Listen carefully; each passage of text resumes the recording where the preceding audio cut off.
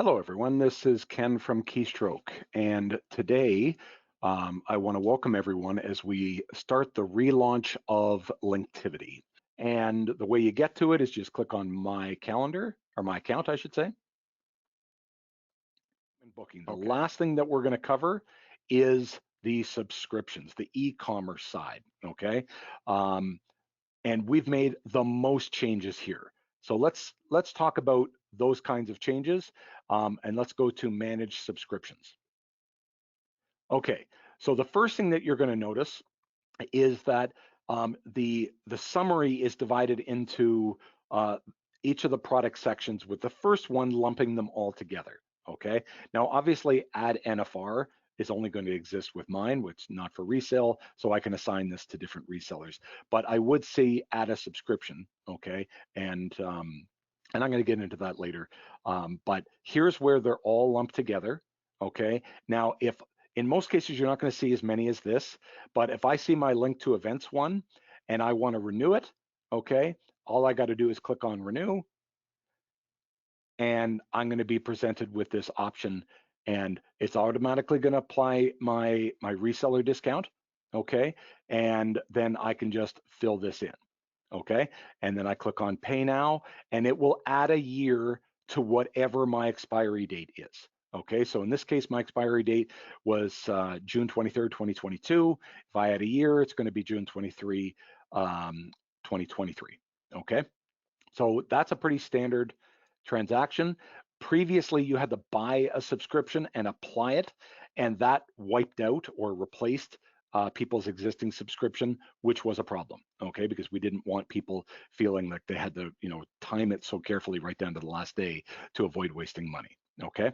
So, and then here allows you to kind of divide it into the different products, okay? And this is really important if you're dealing with people that like administrators or resellers that have a lot of different accounts. Now, managing users, again, really important for administrators and resellers, where you can actually see people that are, the names that things are assigned to. The first section is the unassigned subscriptions, where you have purchased subscriptions that have not been assigned that you can apply. So we've got a couple of people started this week. I can click on assign if I wanted them to have link to forms. Okay, I would put in their email address and click on assign. And as long as they had a trial account, okay, that would then become a fully paid subscription.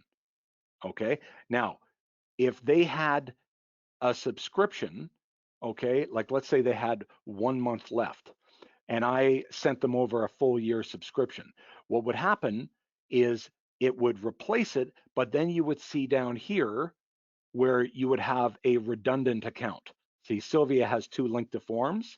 So what you can do is revoke it or transfer it to someone else if, let's say, they just wanted a 1 month account. So you're never going to have anything wiped out with this. So we've really done a lot of work to make sure that the e-commerce side is really simple, okay, and allows you maximum flexibility. We had one person leave last week, and we've got another person leaving tomorrow. So what we can do is we can simply revoke their subscription, and that would then go back up to the top amongst the unassigned, okay? But now let me show you something that is one of my favorite parts, okay? And we've only got a couple of minutes left. So you click on purchase. Let's say that you are a reseller or you are an administrator and you want to purchase enough for your entire team, especially Link2calendar, which is a user-based product. So I'm going to click on purchase, and it's very clearly showing me all the different prices for all of this, okay? This is actually $96, okay? That's got to be updated. So we're going to click on purchase. Okay, now we've got, this is the, by default, it's showing the, I'm just gonna purchase something for myself, okay? Now, my account logged in as Ken at KQC.ca is a registered reseller account. So I've got my wholesale rates that are automatically applied. So it's indicated that instead of 60, I'm gonna be paying 45 for the 25% reseller discount. However, if I'm buying this for someone else, I'm going to select this, and I'm allowed to buy a whole inventory of them.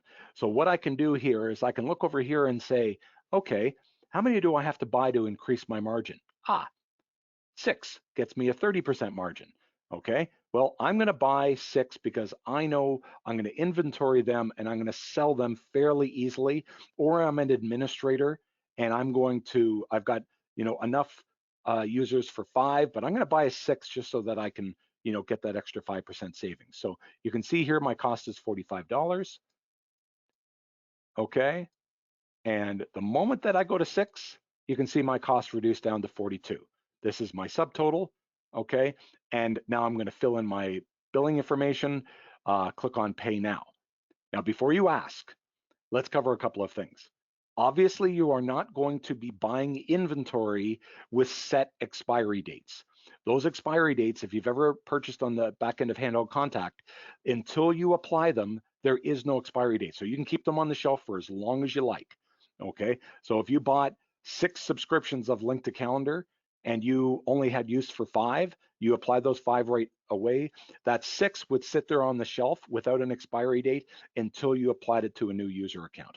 Okay, and the moment you did, then it will start ticking down. Okay, so we've done this so that people can save, okay, save the maximum amount of money, and really, for resellers, they can actually buy an inventory. And we have the same thing with our keystroke site for buying add-ons. If people want to buy 10, they might choose to buy 11, okay, inventory 1, and get an extra 5%. So this is where you can save a little bit of money, or make a little bit more money if you're a reseller. But what we've done is we've gone to a lot of trouble to make the e-commerce side as flexible and as easy as possible. Okay, and that pretty much covers. I'm right on time, so we're going to spill over a few minutes, I'm sure, with a couple of questions. So Vic, what have we got? Yes. Can you manage multiple calendars in one window only?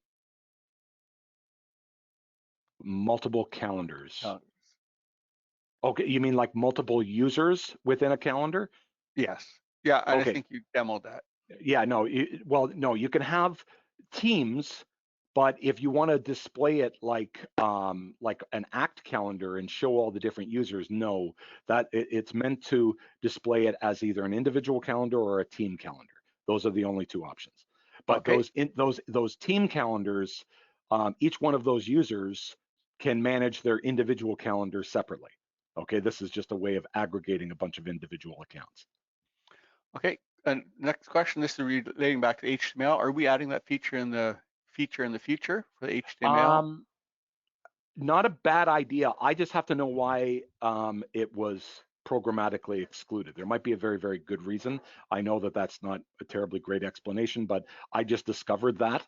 I often discover things as I'm preparing for these kinds of webinars because I do a really, really deep dive. And I discovered that when I tried to put in the center HTML codes, that it blew it up. Tested a couple of other ones and realized that that box didn't support it. So I'll ask. It's a good question. It's something I obviously tried to do and failed very quickly at. All right.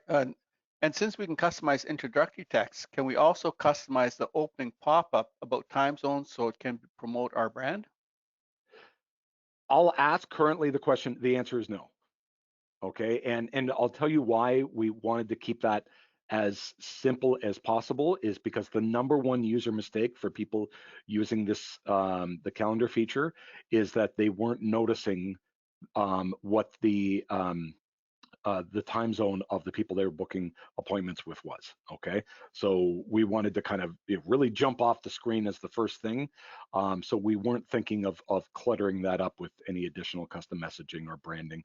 But I'll ask. I'm not overly enthusiastic about that use case though. Okay. And then could you change the availability to be 18 hours later or something like that? Otherwise, at night, someone might book me for 9 a.m. tomorrow. I can't react that fast.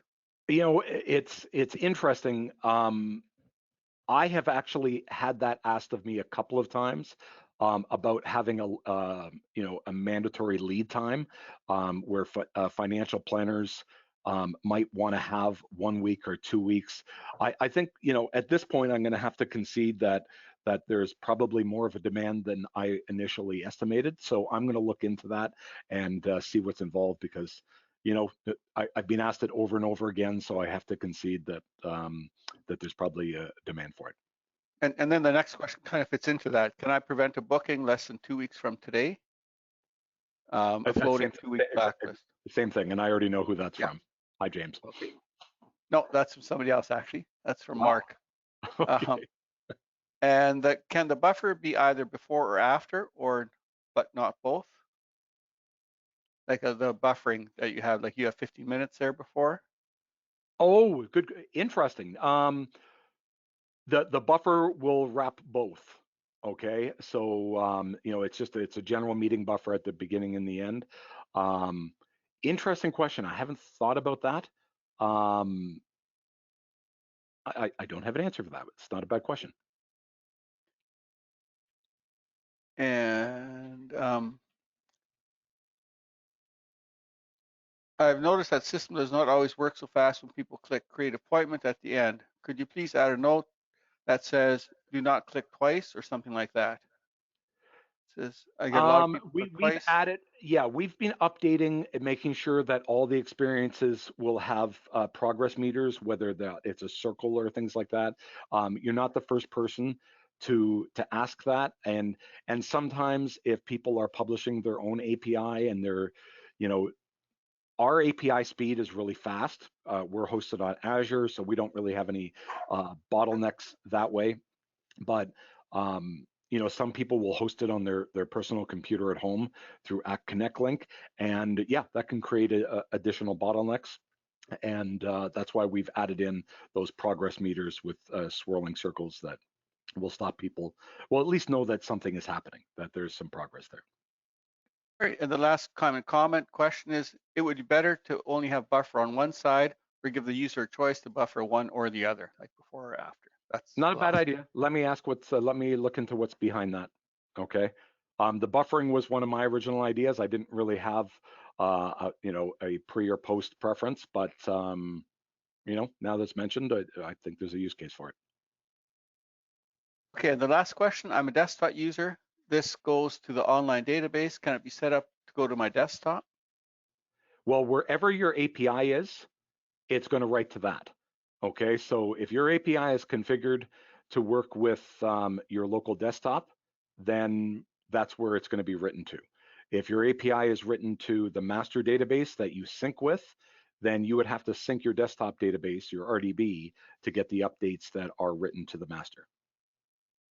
All right, thank you, Ken. That's the last of the questions. Okay, great. Thank you, guys. As I indicated, this is the first of a 5-part webinar series that will run through the next 5 weeks. Next week is Link2Forms. Link2Forms is a hugely rewritten application that allows people to create forms, surveys, calls to actions. We've created all kinds of different formatting and flexibilities in terms of design. I really think that this is going to be, a powerful tool that people will want to use. And again, like all of our Linktivity products, it will work with API and CAPI. So I think that if you've enjoyed this, definitely sign up for next week. Even if you're not able to make it, please remember that anyone that signs up will be sent a link to the recording afterwards. Okay, so thank you very much for everyone's time. It's 4:07. We've run a little bit over. Hope you have a great rest of your day, and thanks again.